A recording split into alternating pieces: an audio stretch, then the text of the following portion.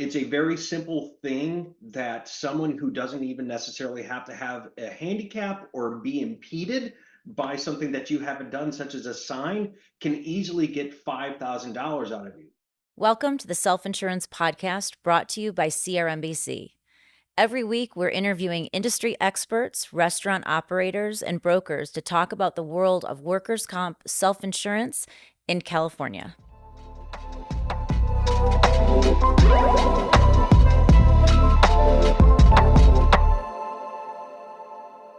Hi, and welcome to the Self Insurance Podcast.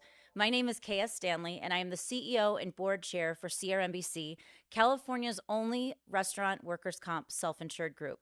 In this podcast, we bring together industry leaders, restaurant owners, regulators to talk about all of the different issues that restaurant owners are facing with regard to their self-insurance, with regard to workers' comp or operations. And today I'm very excited to be joined by Placito Miceli from Hub International, and we're going to be talking about risk prevention. Now, Placito, you have a ton of titles. First, tell us your titles and tell us a little bit about your background. Thanks. Yeah, I do have a number of titles. I'm an AVP Senior Risk Consultant, as well as the National Hospitality and Leisure Risk Practice Lead. What that basically means as a senior risk consultant, I provide kind of that tactical implementation of policies, procedures, and then on the practice side, I help coalesce our group and provide thought, guidance, and leadership to where we think the restaurateurs and hoteliers and other event spaces will have exposures now, but also 3 to 5 years from now. It is a mouthful to say. And you have an interesting perspective. In addition to looking at strategic risk control, you actually spent time in the restaurant industry and you spent time as a paralegal. So tell us about all of those different perspectives that you bring to the table. So, like a lot of people, you can't get the restaurants out of your blood. I kind of grew up, my mom working in restaurants, sitting at the bar and getting snacks coming to me. And then I joined the Marine Corps. And after the Marine Corps, I became a paralegal, both on the insurance and plaintiff, defense and plaintiff side. From there, it steamrolled where I started doing adjusting, which was amazing. So, going to the carrier and being on that side, came from the carrier to do accident investigations with the TPA, and then started doing actually employer side, being a risk manager for almost a decade for a very large employer here in South Louisiana. From there, went back to the claim side, ran a large PNC claim shop, and now I've been with Hub since 2020. So the way I look at it is holistically, it's protecting your people, your property, and your profitability. But another big part of it is how does this all intermingle? At the end of the day, it may just be compliance, but that can flow into your EB, your GL. So there's so many nuances. I always say I've been the guy that sued you. I've been the carrier that's handled that lawsuit. I've been the paralegal on both sides actually doing that work. So that's how I like to approach it with my clients. Yes, and it's important to have all those different perspectives. And let's dive in a little bit. Let's talk a little bit about the hottest topics that are out there right now and the biggest issues that you're seeing in your practice. So what I would say is even though we've got this massive, everybody's talking about the minimum wage increase, that's putting a lot of pressure on employers or where they can invest their capital. But that's not really where we're going to see the compliance lawsuits. We're going to see that in a few months, without a doubt, that's going to happen. But we've been seeing the most in ADA lawsuits and litigation. You would not believe drive-by litigation in California, Arizona, New Mexico, who have been implementing new laws. It's a very simple thing that someone who doesn't even necessarily have to have a handicap or be impeded by something that you haven't done, such as a sign, can easily get $5,000 out of you. And you're like, well, that's not a big number. $5,000 for every parking space, $5,000 for no bathroom rails. All that will add up. Now, couple that with your $20 minimum wage increase. How are you going to handle those losses on a 6 month or a 1 year aggregate basis? You're going to have to eat something up, whether it's closing stores or moving people out. So that coupled with another new law, which is the marijuana.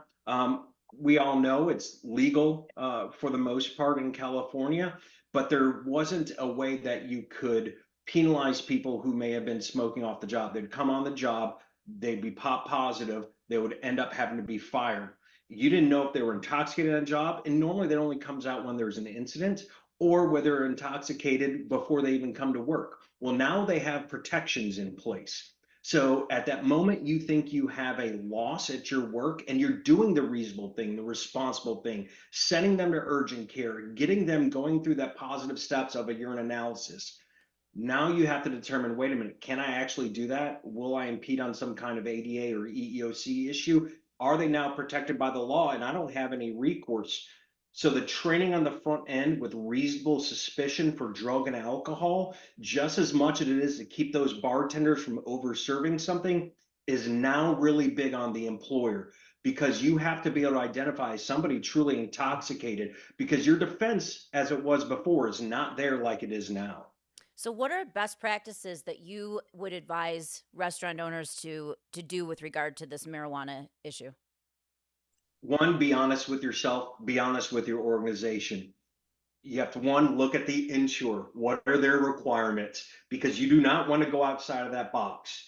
Two, look at your state requirements, working with your broker, a risk professional to understand what can I do and can I not do? What are the timelines for sending somebody for a urine analysis? What are the timelines? What I would think somebody who is off use then comes on, when is your shut off time? Because now you're going to have to create a whole new policy. You have a policy before, and now with the new regulations coming in, you have to alter that. How is that going to affect your business? If you start incorporating some of these things, are you going to have a loss in employees? So you have to start looking at business continuity because you may not have the number of managers you had before because they don't like this new policy that you're going to implement. So that's where I would start with this. Be honest with yourself, look at your organization, then look what policies you reasonably can put in place. Placito, give me your top things that you see restaurants doing doing or not doing that are game changers to you, that every time you see it you're shocked that they're not doing this thing. It's 2024. If you do not have a workplace violence plan in place, you are doing a great disservice not only to your organization, but those individuals that live and work in your community. You have, when people come into the restaurant industry, it's typically at a young age. They may not have a lot of other opportunities. Because of that, they also come from a subsegment where there may be more violent crime or a history of abuse, like with boyfriends and stuff, and they bring that to or girlfriends, and they bring that to that restaurant community. I grew up in this. It's part and parcel of what you can do to protect your employees by putting this plan in place. There's been too many shootings, too many stabbings, and all it takes is that communication between an employee and an employer. But until you put that in place, you don't know the issues that are surrounding that. I think that is one of the greatest issues that we're seeing right now. Two, cyber front. If you're not doing something to protect your cyber resiliency, then again, you're creating a disservice. And that's going back to protecting your profitability. How long can your business survive with the pause system shut down? 2 days, 3 days, all it takes. Imagine you have a chain. Threat actors don't care about the $100 million anymore. That's long ago because now you've got $500,000 or 500 threat actors coming after you just for a slice of that pie, that $10,000, which you'll probably eat and pay that $10,000 versus going to your cyber carrier because you don't want that on your loss run. So I think those two, and we're going to continue to see that, especially with these larger chain groups, those two are something you have to tackle. That so that last one, the cybersecurity, we're seeing that a lot with our restaurant owners, and it's something that is not on a lot of restaurant owners' radar. And one of the reasons that we do this podcast is because, as you know, as a restaurant operator, you're more likely to be looking at your menu or your labor or things like that. And cybersecurity is not something that people are really realizing is becoming more and more of an issue. So we should probably come back and do another podcast just on cybersecurity because it is something that they need to pay attention to. And just like they often don't look at workers' comp until it's too late, until it's a problem, we don't want them to wait until it's too late to look at cybersecurity because it's a real threat now and it's something that they really need to pay attention to. Without a doubt, and the market's not going to get softer here on cyber dollars. It's going to get harder, and the issues surrounding it are just going to be with AI emerging and coming out. All those bad threat actors have more availability to get resources to compromise your systems. I Mhm. mean, and you look at some of the biggest organizations out there that have been compromised, StubHub and all these other organizations. If you're a small restaurant, you will pay that and shut your restaurant down over a week period than not pay it or go to your carrier. Property. If I know this is on a comp thing, but everything rolls into itself when we talk about train the trainer and giving these tools to your managers. That not only will protect your people, but your property is one of your biggest assets. So when we talk about emerging threats, that's how I would focus my time as an owner. Placito, thank you so much for joining us today. This is such a hot topic. I know that we could sit here and talk about this for hours, and I would love to have you back another time to talk more about different aspects of risk prevention and loss prevention and strategic ways to look at this. And to our audience, if there are any specific topics that you would like to hear on the podcast, just give us an email at info@crmbc.com. Thank you for joining us for the Self Insurance Podcast brought to you by CRMBC. If there's a topic you'd like to learn more about, or if you have any questions, just email us at info@crmbc.com. Remember to subscribe, like, comment, and share, and join us again next week for more tips on self insurance.